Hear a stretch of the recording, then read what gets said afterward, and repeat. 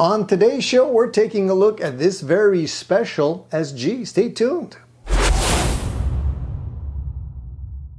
Hey, welcome back all you gearheads. Today we have a very special guitar that we're going to be reviewing for you. This is a beautiful Epiphone inspired by Gibson SG Special in Phelan Blue. Beautiful color, beautiful sexy guitar that has a lot to offer. So let's get started and take a look at why I was crazy enough to buy another SG.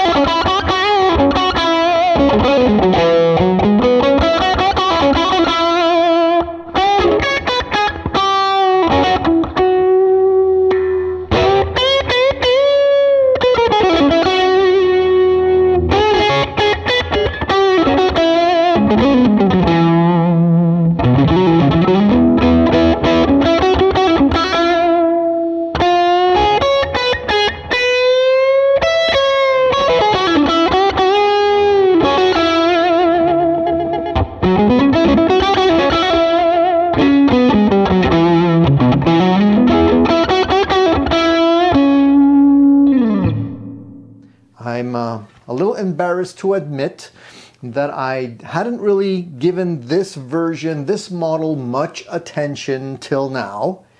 And I'm playing catch up. I think a lot of you out there probably have already purchased one of these guitars and probably like it very much. And since I'm playing catch up, I wanted to do a review on it for you today and just go over the details of this guitar and why I like it so much. Now, you guys know I do own a very similar looking guitar, which is a Gibson SG.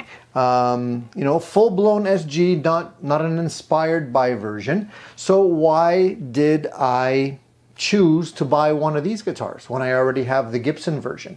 Well, two very different beasts in my opinion. And both of them have their own strong points. And I think that this one, being a guitar that has P90 pickups here instead of full-blown humbuckers, changes things quite a bit in terms of tonality. And in a good way, in my opinion, not in a bad way at all.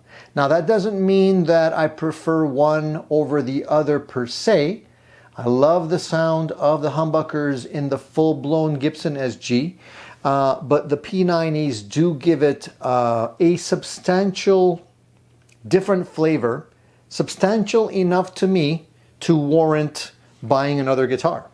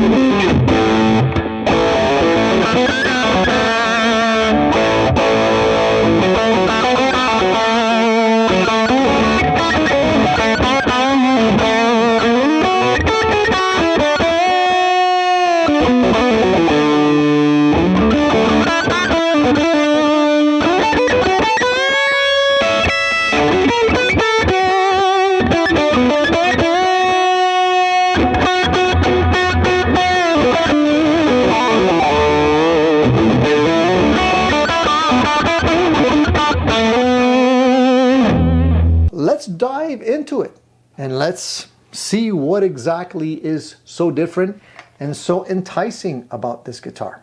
So let's start off by the looks. Now, this guitar really hasn't changed all that much in terms of its looks, except for the beautiful color, The Phelan Blue is a wonderful color in my opinion, just as sexy as the other colors that are offered for this particular guitar.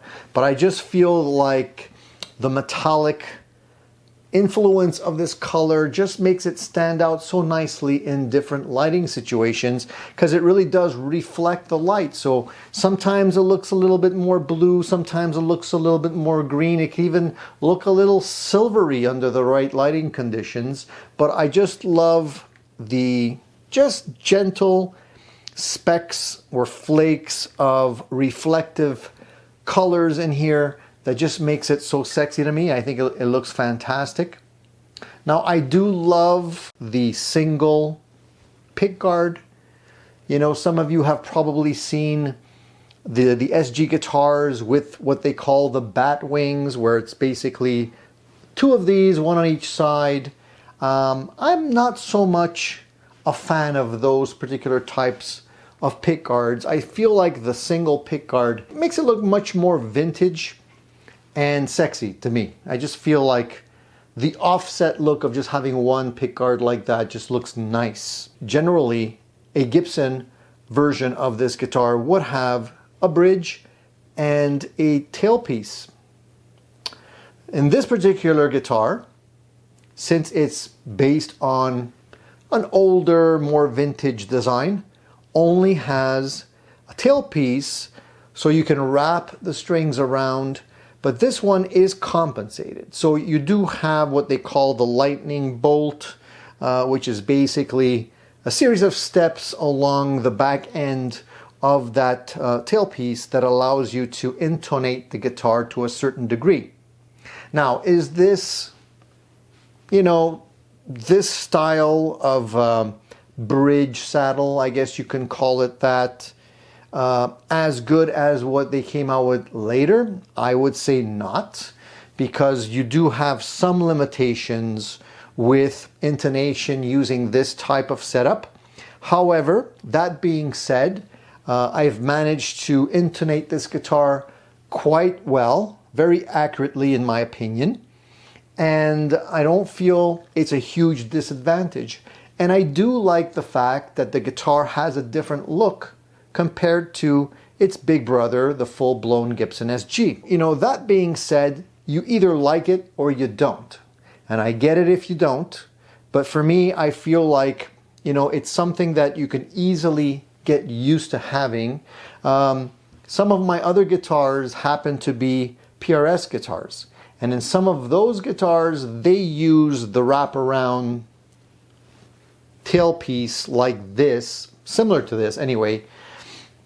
And it's a more modern guitar, you know, it's, so they all have their virtues, and it's just a question of what you prefer. Now, when you're playing this guitar, because you don't have two pieces of metal here, one being the saddles and the other being the tailpiece, when you're actually playing the guitar, it does feel different, because when you're resting your hand on it, you're not actually resting it on what would normally be the tailpiece. It's basically hitting, you know, the body or the wraparound here. So, you know, does it cause any issues? Not for me. Maybe for some of you out there that are very, you know, peculiar about where your hand rests on your guitar, may cause some issues. But for me, it's really a non-issue at all. Now, everything else about the guitar in terms of the knob positions and the switch and what they do is standard across the board. There's no push-pull pots, there's no fancy switching. You know, it's basically tone, tone, volume, volume for both pickups and a three-way.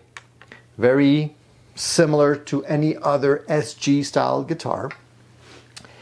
The difference here really lies in the P90 pickups, because these pickups have a totally different flavor.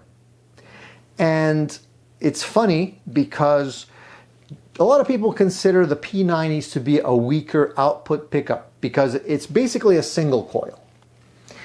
It's not a humbucker, so it doesn't have that humbucking function which allows you to kind of cut the 60 cycle hum that you would hear while using a guitar with humbuckers. The single coil pickup configurations usually tend to be a little bit more noisy. I don't mind the noise, honestly, because I play pretty loud. And I always say once the drummer kicks in, what is the difference? You probably won't even hear it. Now, if some of you are looking at using this guitar for recording purposes and you do want to have dead quiet pickups, then, maybe having P90s won't be your go-to type of pickup. But the virtues of a P90 is that they do have a little bit lower output, and they tend to be somewhere in between a humbucker and a single coil. So they're kind of like fatter sounding single coils to me. And I love that sound. And I find that these specific pickups in this guitar sound really good. Now, they're not necessarily Gibson pickups because they're the Epiphone version of the P90s. But to me, they sound really good, both in the neck position and the bridge. And even the in-between sounds good. So that is a huge plus to me because I am a little bit of a cork sniffer when it comes to pickups. And sometimes you guys know that I tend to fix any kind of shortcomings in terms of tone in my guitars just by swapping pickups. But I don't feel you need to do that with this guitar. So that is a great plus.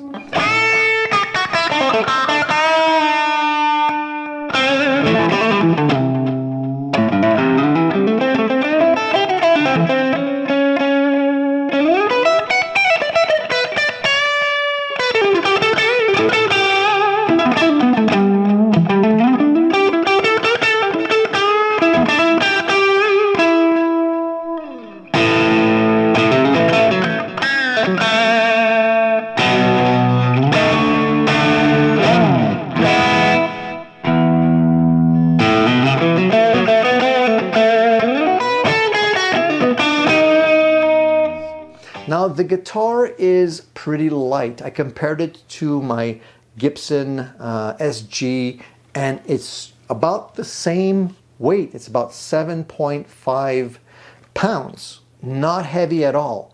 And that is another great advantage with these guitars because the SGs are perfect for people that have back issues because they're so light and so thin, front to back. So if you have a little bit of a tummy, some of us are getting up there in age and we tend to have that beer gut starting to protrude a little bit too much.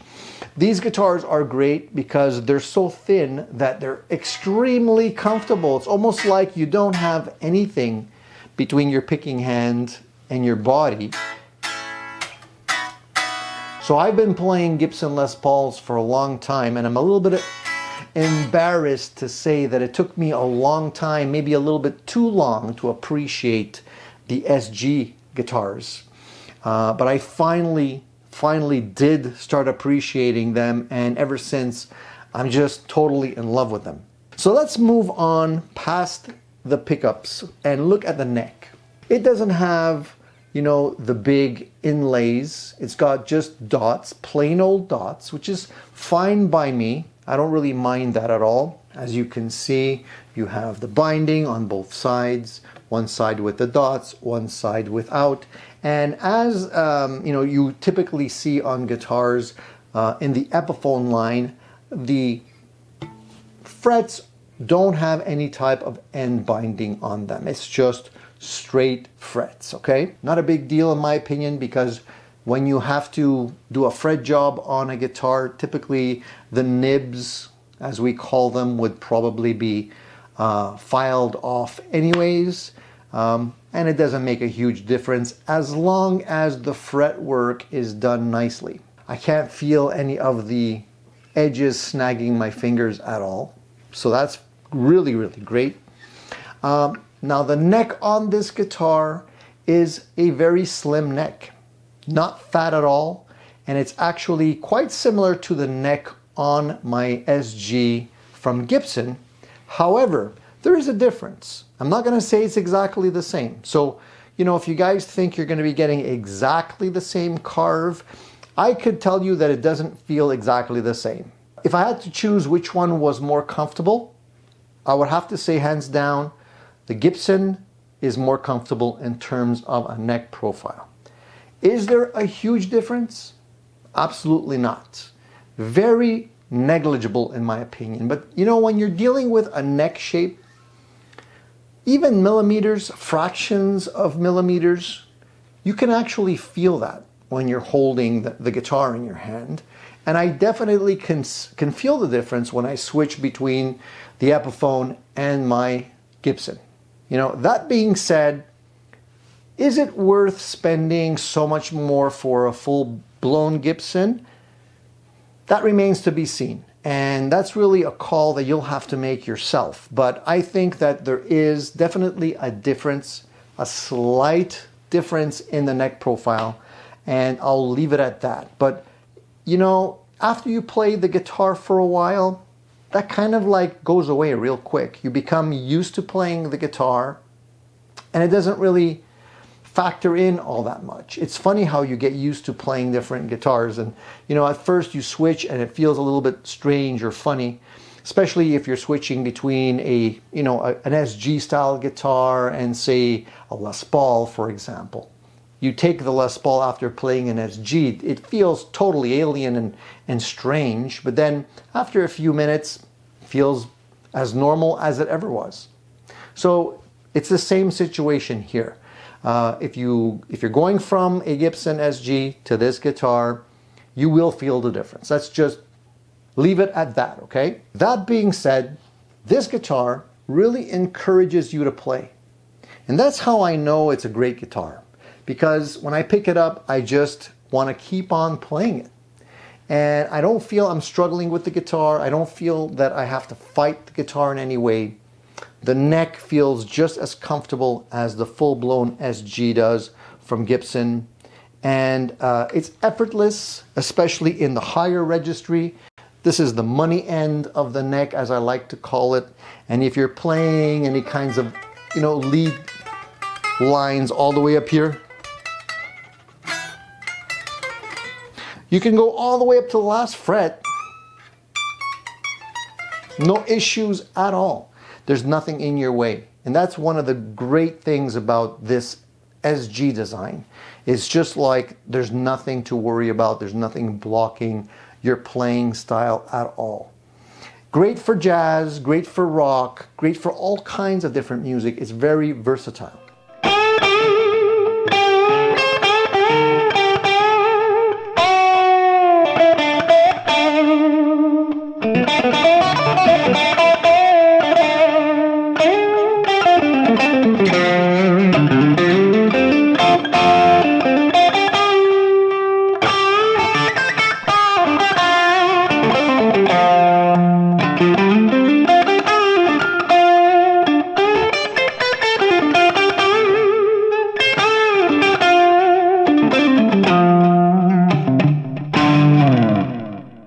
I was lucky enough to pick up this guitar used. And because it was used, somebody had already sort of made some slight modifications. The nut on this guitar is now not the original nut any longer. It's actually been swapped out for a bone nut. Now, the original guitar doesn't come with a nut that's bone. And would I have changed that? Perhaps. I don't know if the original nut was really an issue, and I don't really know why the previous owner decided to change the nut to bone. Maybe he was experiencing some kinds of tuning issues or something like that. I don't know. But I always feel that a bone nut is actually better than plastic. To me, swapping the nut to bone is an upgrade that's worth the money. So I'm glad that it's already been done. So since we're already looking at the headstock portion of this guitar, let's talk a little bit about that, shall we? Now, we all know that the Inspired by Gibson Epiphone line means that you get a brand new headstock shape. Now, this shape is much closer, let's say, to the real Gibson guitars, in the sense that you have the open book style top portion here. It's not as big or as bulky, and I'm gonna go out and say it, much nicer looking in my opinion. I was never a big fan of the older headstocks, and I think that's sort of the reason why I never really bought too many Epiphones during that period, just because I didn't like the look of the headstock. I'm probably not the only one that feels much happier about this design, and because of that, you know, they just catch my attention more, and I feel like it's an easier thing to convince me to buy now that the headstocks look nicer. All right, I still feel that the Gibson headstocks look the best, but that's what we're familiar with. These are legacy products that we're comparing these new guitars to. So, you know, there's always a little compromise to be had. But the biggest compromise, I think, when you're comparing one of these to a Gibson is the price.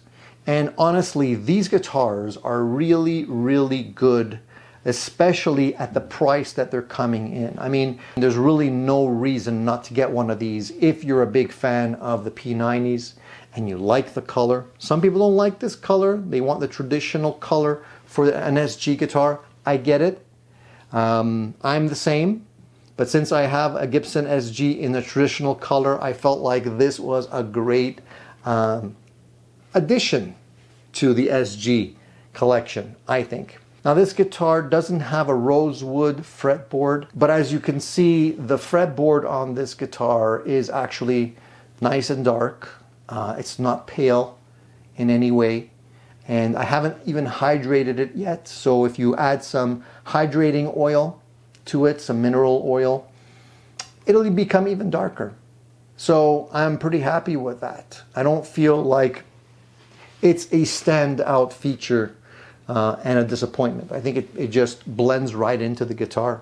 So the fact that the pickups are black, and the single pick guard here, which is 3-ply, by the way, it just looks so good.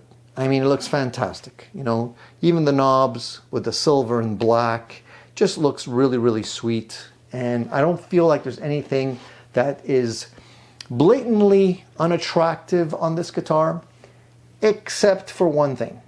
And this is going to be a point of discussion for some of you out there, but I'm going to go out and say it: the knobs. For me, it's the knobs, okay? These knobs are, and they're not cheap knobs. I mean, and they're trying to stay true to the knobs that were used on the old style guitars. And they typically use these kind of roundish, oval plastic knobs. You know, if we look at it in the back, they're not cheap. And that's not the reason why I don't like them. I mean, they work well. They hold tuning nicely. I don't have any issues with the way they work.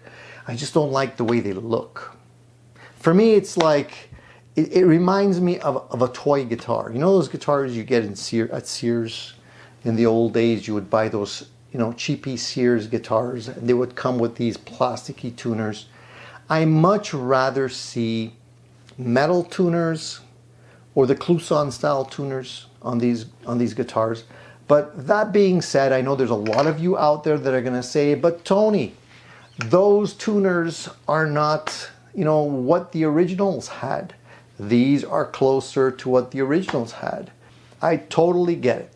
And if you want to stay true to that, and you want to stay, you know, you want to say you have a guitar that is accurate in that sense, then by all means, keep these tuners on your guitar. You don't need to change a thing. They work fine. But if you're like me, and you're not a big fan of these tuners, you can swap them out. You can swap them out for something else. I already have purchased a set of Kluson style tulip tuners that are going to go on this guitar, just because I just like those more. I'm a stickler. I know it's a silly thing. It's not a big deal. But to me, you know, looks do matter. And everything else about this guitar is red hot in terms of looks, I think, except for that. So if you guys don't agree, let me know in your comments, but I'm sure some of you will agree with me on that. I can't really think of a reason why you shouldn't buy this guitar. If you're a fan of P90s, and you possibly already have a guitar with regular humbuckers in it, grab one of these guitars. It's easy to play, it looks great, it sounds fantastic, and the price is right, at least for the time being. I don't know if these are going to go up. They may eventually get more expensive, but if you're lucky enough to grab one of these on the used market like I did, you could probably score one of these guitars for $400 to $500 easily. And if you get lucky enough, you get one that's hardly been used, like this one. You know, if you look at the back here, there's no buckle rash. All you can see is basic fingerprints, you know, from my hands. And it even still has the plastic, the little plastic film on the back cover here that I haven't removed yet, you know. So to me, it's like, it's practically a brand new guitar. So I've been playing the heck out of this guitar, and I'm going to continue to do so because I've tried it through different amps, including my Dirty Shirley, my Marshall, even my Supersonic from Fender. It all sounds amazing when playing through with this guitar. There's no issues. It's not the type of guitar that you're going to say, hey, you know, it sounds great in this specific amp, but not that one. It doesn't work that way. This guitar really just sounds great everywhere. So let's break down the pros and cons of this guitar. Price is definitely a big pro, in my opinion. Build quality, definitely, I think they hit the mark with this particular guitar. I mean, once it's set up the way you like it, there's really nothing else you need to do to it to get it to play and sound great. So I think the build quality is fantastic. The con for me, these tuners, but that's really a personal thing more than anything else. You know, I think that's it. The feel and playability of this guitar, the shape of the neck on this guitar, amazing. I just love it so much. Feels great. That's the reason why I bought another one. You know, what could possibly be a con with this guitar? I'm going to say resale value, because the guitars are generally selling for not very much money to begin with. If you buy one at full price at a store and you want to sell it, you will probably lose a bit of money on it. It's not going to be as collectible as a full-blown SG, which generally keeps its value. But that being said, I don't see why you would even want to consider selling this guitar. I mean, it looks so great. And I'm going to be honest with you guys, I came across a full-blown SG from Gibson in exactly the same color, on reverb, same P90 pickups and everything. And you know, without looking at this, it was identical. And honestly, this guitar scratched my itch. And I don't know if I'm gonna be enticed to spend, you know, $2,500 to $3,000 for the Gibson version, because it's honestly, I'm gonna say 95 to 98% of the way there in terms of, you know, what you're getting. Now, what would be a reason why you would go for a Gibson over this? Well, you know, it's the legacy name, legacy brand. I get the Gibson thing. A lot of people do put a lot of weight behind the Gibson name. If you buy a full-blown Gibson, it's gonna hold the value a little bit better than you would get with this guitar. If you sell this guitar, you're probably gonna lose some money right out of the gate. Gibson tends to hold its value a little bit more. So if you go with the Gibson version of this guitar, which is just as sexy and, you know, just as great looking, I think, but way more expensive, well, you're getting the Gibson brand. And a lot of people do feel that's what they want and they're willing to spend the money on it. I get it. If that's you, go for it. No issues at all. I, you know, would probably do the same if I had unlimited funds. But in my opinion, since I don't have unlimited funds and I already have a Gibson version of this guitar in a different color, this for me was a no-brainer. I went out, I bought it, I played it, sounds fantastic, and it just encourages me to play even more. All you really need to do is crank up your amplifier, plug this thing in, and let it rock, and it'll make you smile, I guarantee it. I appreciate the fact that maybe some of you react quicker than I do on these deals and these type of guitars, but I'm happy that even if it took me this long, I finally got one, and It's just one of my favorite guitars. So that being said, I'll leave you with that. And I just want to remind you guys, please, to subscribe to the channel. If you like the content and you like the stuff that I'm doing here on the channel, the best way you can encourage the channel is by subscribing. And of course, we do have a live show that happens every Sunday where we talk one-on-one and you can ask your questions and get immediate answers live. So I encourage you to participate in those live Sunday shows. It's great. There's a lot of great people there and you'll have a blast. Trust me. So that's it, guys. Thank you for participating in another Addicted to Gear episode. I hope you liked it. There's more to come. Stay tuned. See you soon. I gotta go play this thing. Ciao.